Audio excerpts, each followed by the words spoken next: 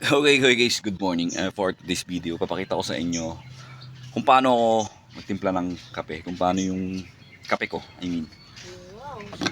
Una, lagyan natin na mainit. Kalahati lang, kalahati. Oop, natapon.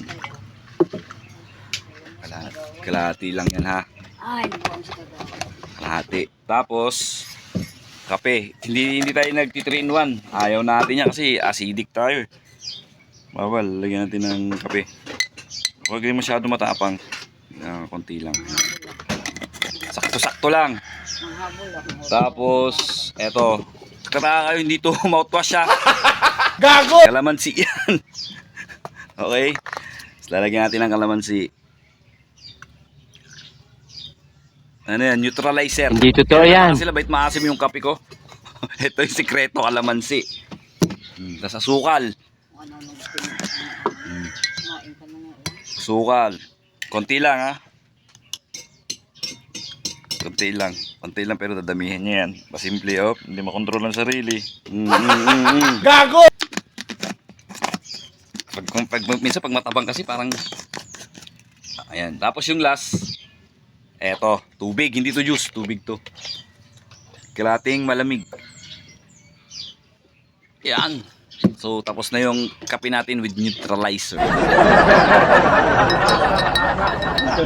Yan. Timplahin na natin siya, guys. Wow! Tapos tinapay.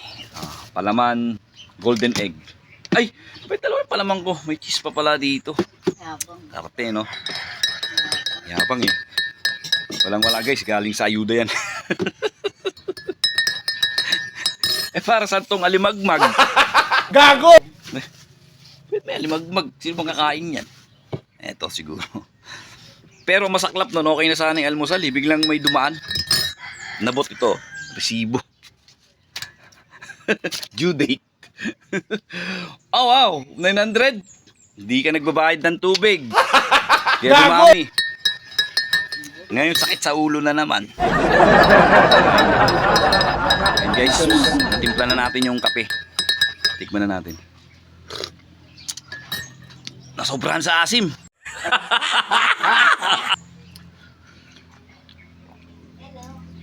Halika muna. Ang sarap.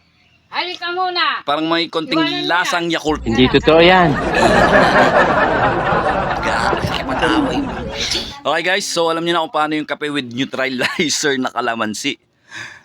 Try nyo, balay nyo, magustuhan nyo yung lasa. Ewan ko, trip ko lang ba or nakakapagkape ako at least kahit pa paano. Kahit hindi yung mga kape na non-dairy ba tawag doon. Nakakapagkape ako kahit pa paano. Siguro may kukontra. Kalamansi acid. Ewan ko, bahala na. Basta hindi ako sinusumpong ng acid ha. Okay? Bye-bye.